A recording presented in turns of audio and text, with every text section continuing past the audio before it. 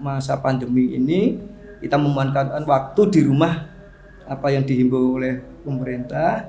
Nah, kita akhirnya membuat produk-produk semacam ini. Melihat ternyata limbah juga bisa dimanfaatkan. Kayak ini salah satu produknya. Iya, ini ya model-model ini kan kita mencari bagaimana menginspirasi dari adik-adik terutama anak-anak muda lah.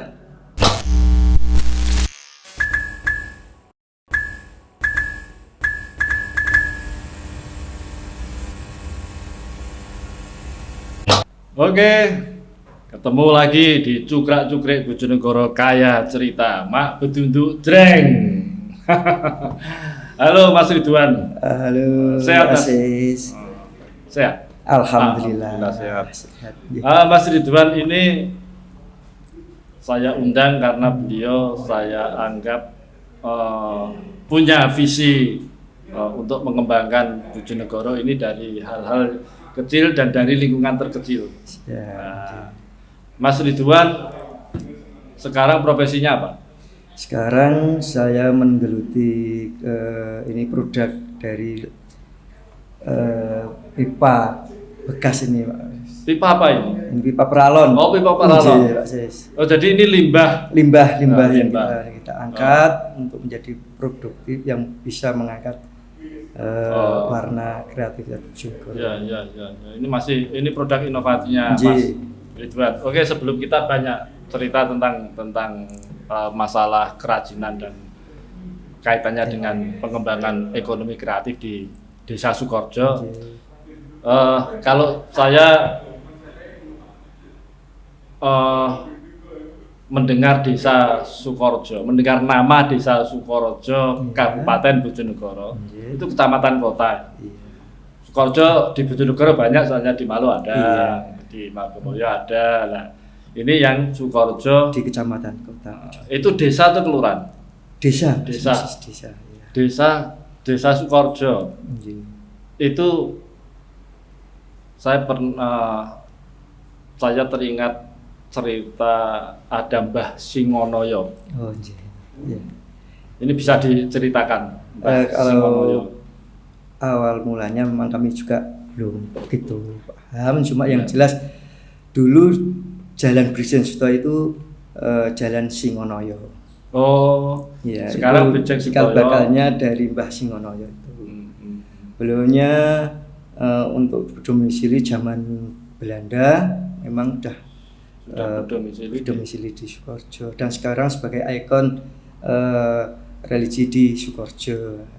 Kan alhamdulillah dikholi juga tiap tahun. Makamnya di Sukorejo. Makam kembar itu yang sebelah barat. Yang sebelah barat. Iya. Itu ada haul tiap tahun. Terus apa sih keterikatan batin masyarakat Sukorejo terhadap Mbah Singonoyo? Alhamdulillah karena beliaunya dulu juga pejuang di keagamaan, jadi ya sangat kental rasa dengan warga atau masyarakat Sukorejo. Dan bahkan setiap tahun ada hal itu akan menambah income perekonomian di wilayah sekitar makam. Karena apa? Kita adakan basar, kita adakan kegiatan-kegiatan yang sifatnya religi maupun yang sifatnya umum. Dan ini sudah menjadi agenda dari pemerintahan Desa Sukorejo. Alhamdulillah sangat baik dan lancar. Untuk dampaknya sangat positif sekali. Tapi tahun kemarin memang ditunda karena COVID ya? Iya. Tapi ritualnya masih ya? Alhamdulillah masih. Dengan puncak acaranya tetap ada pengajian, terus tahlil khususnya di makam. Terus sebelum puncak acara hari hanya itu ada tahtimul Quran, pembacaan ayat suci Al-Quran di wilayah sana. Dan itu sudah menjadi agenda tahunan. Jadi memang Mbah Singonoyo ini sudah menjadi milik masyarakat lahir batin. Bahkan di luar Sukorejo alhamdulillah banyak juga ada. Banyak yang iya, kalau Jumat Pahing itu banyak yang ziarah dan ya banyak yang sedekah di sana itu ada tumpengan di situ untuk ya masyarakat juga merasakan lah dampak. Nah, ini saya menyarankan. Kalau memang itu secara kultur, secara budaya itu memang sangat penting bagi masyarakat Sukoharjo, mungkin ada gagasan menuliskan, atau saya menyarankan untuk Mbah Singonoyo ini ditulis, karena kalau tidak ditulis nanti generasi mudanya akan semakin tidak mengenal. Terima kasih Mas. Nanti kita rembuk sama teman-teman sini juga BPD di Sukoharjo di Dapil 1, khususnya nanti sharing dengan pemerintahan desa untuk bagaimana membuat autobiografinya atau mungkin sejarahnya Mbah Singonoyo. Insya Allah nanti kita tidak lanjuti. Dan tentunya mohon dukungan dan bantuannya. Ya dari. Ya ini kalau mau desain macam-macam atau mau membuat covernya dan sebagainya, teman-teman Bojonegoro Creative Hub, kita ada di studio Bojonegoro Creative Hub ini bisa membantu. Saya kira begitu. Teman-teman di Bojonegoro Creative Hub, anak-anak muda yang kreatif juga. Berikutnya saya ini juga penasaran, kenapa Desa Sukoharjo itu sekarang menjadi sentra kerajinan mebeler, kerajinan kayu jati khususnya. Apakah karena lokasinya sangat dekat dengan TPK milik Perhutani, atau memang dari dulu ada sejarahnya bagaimana? Ya memang secara biografis maupun strategisnya memang iya Pak Mas. Karena apa? Mebel itu sendiri tidak lepas dari bahan baku yang kita dapatkan dan kualitas yang sangat besar. Yang jelas, tapi dulu juga ada sejarah cuplikan yang mungkin saya bisa memberi gambaran sedikit tentang perkembangan atau suasana di pengrajin desa di Desa Sukoharjo. Itu dulu kan ada salah satu pendatang atau orang merantau lah. Itu yang notabene ahli dalam mebel, bidang pertukangan kayu. Pertukangan. Dia memang ya kalau melihat pendidikannya juga sangat minim atau mungkin dia SD, tapi dengan ketekunan dan ketekad yang besar, alhamdulillah ini sampai pada saat sekarang ini memotivasi anak-anak muda pada waktu itu dulu kan menerima tenaganya untuk gosok, untuk melitur, amplas, gosok kalau bahasa untuk finishingnya, pengerjaan finishingnya. Iya, sekaligus juga tukarnya. Ada juga yang belajar natah, alhamdulillah sampai sekarang pun juga. Belajar natah itu maksudnya apa? Natah untuk ukir, produksi sendiri. Jadi nggak ambil dari luar atau Jepara atau Pasuruan, enggak. Jadi juga produksi ukir di situ. Iya, itu banyak yang terampil mengukir. Ya sekarang ya sudah berkurang lah Pak. Sekarang perjalanan sang waktu sudah anak-anak muda juga nggak begitu tekun lah mungkin. Ya. Tapi alhamdulillah masih ada lah. Masih ada. Iya. Ini sebenarnya kan sangat sayang ya, karena prospek ukir kayu untuk mebeler itu selama manusia masih butuh, masyarakat masih butuh mebeler, masih menyukai keindahan, itu pasti butuh loh Mas, ukir kayu. Dan ini juga kemarin sering diadakan pelatihan Mas dari pihak, alhamdulillah dari pihak Disperindak maupun Pemdes juga mengadakan pelatihan itu, termasuk untuk menunjang kedepannya untuk mebelnya itu. Itu pendatang itu dari mana Mas? Dari Jepara dulu. Dari Jepara. Itu berarti sekarang berkembang demikian, itu memang dulu seolah-olah pendatang dari Jepara itu kayak apa ya, sesuatu yang dibawa ke Bojonegoro atau bagaimana? Iya mungkin kayak gitu dulu kan, karena di sana mungkin ya sudah kan karena daerahnya sana sudah banyak, akhirnya kan juga mengembangkan lah mungkin.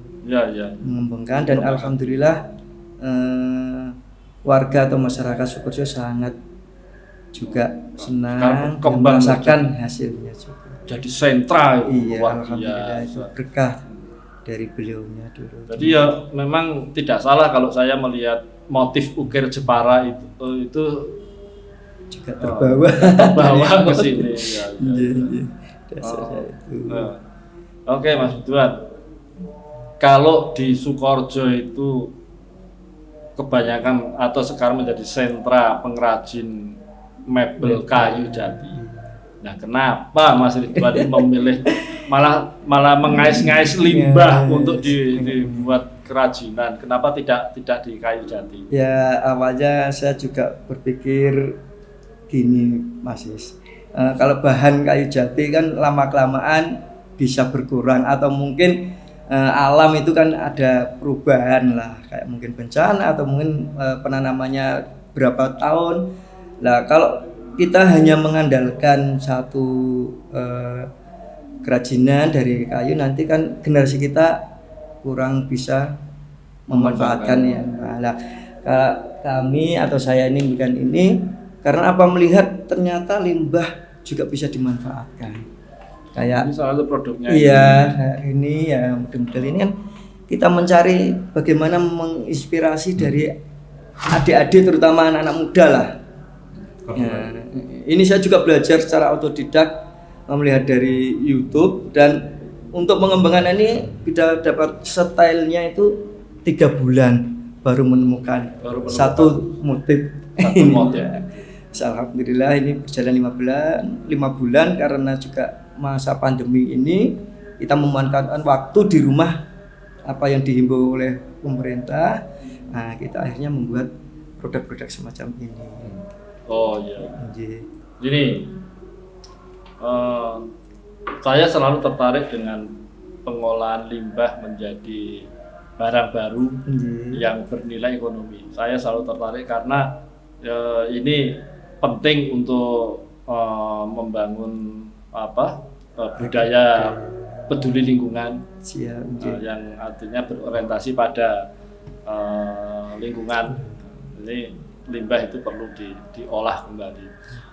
Mas Ridwan, ada beberapa orang yang dibina oleh Mas Ridwan atau? Alhamdulillah selama ini memang ada beberapa, termasuk teman-teman Remas Remaja Masjid yang selama ini saya maunya nggak tertarik, barang ngopot, ini gedas ngopot.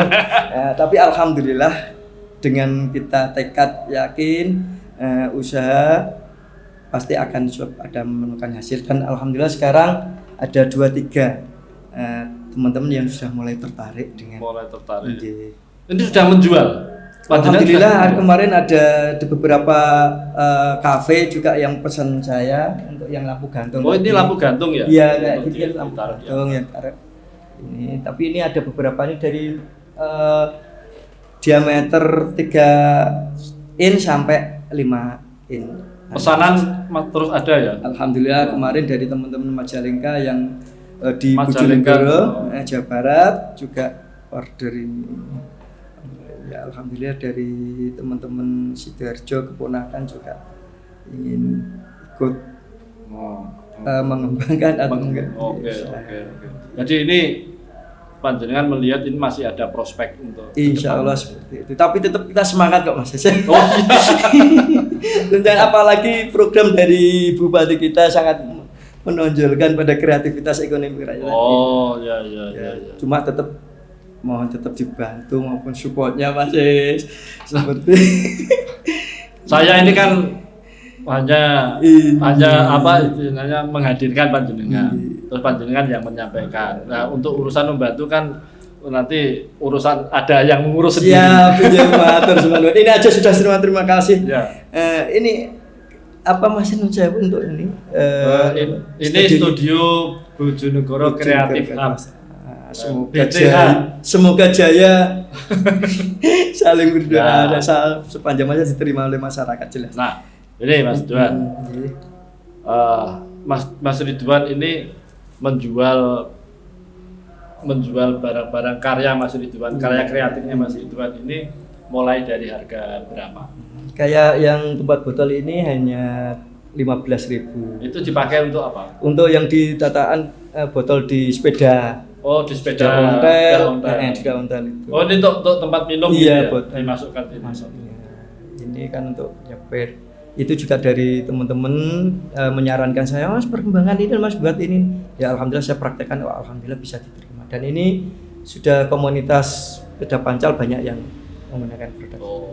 Ini harga 15 sampai berkisar 200.000 rupiah. 200.000 itu yang tergantung tingkat. Ya, tingkat kesulitan, dan ini sudah tinggal nyolok nyala, nggak usah nyambung dari sudah lampunya, sudah ready, sudah ready langsung pakai ya. Iya, tinggal nyambung. Kesulitannya apa sih Mas untuk kalau kesulitan saat ini saya dari bahan baku Mas. Bahan baku itu yang sifatnya limbah.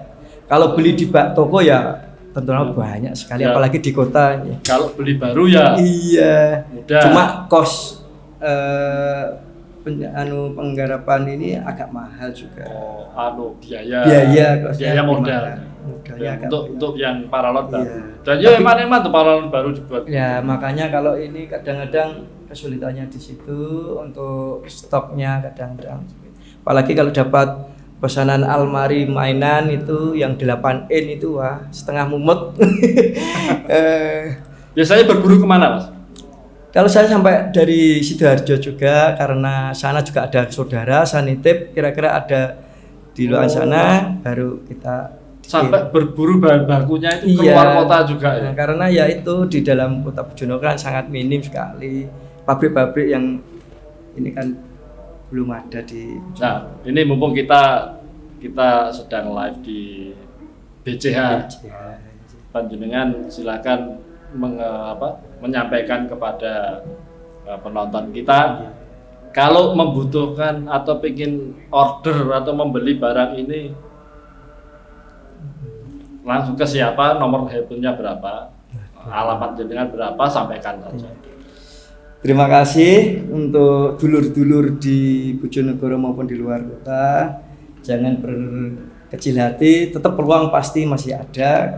Saya ini dulunya juga bisa dikatakan penganggur, juga nganggur, tapi alhamdulillah dengan saya tidak putus asa mencari kegiatan seperti ini, peralon bekas saya buat, dan untuk ini dari fiber ternyata alhamdulillah bisa dimanfaatkan dan bisa menambah ekonomi saya.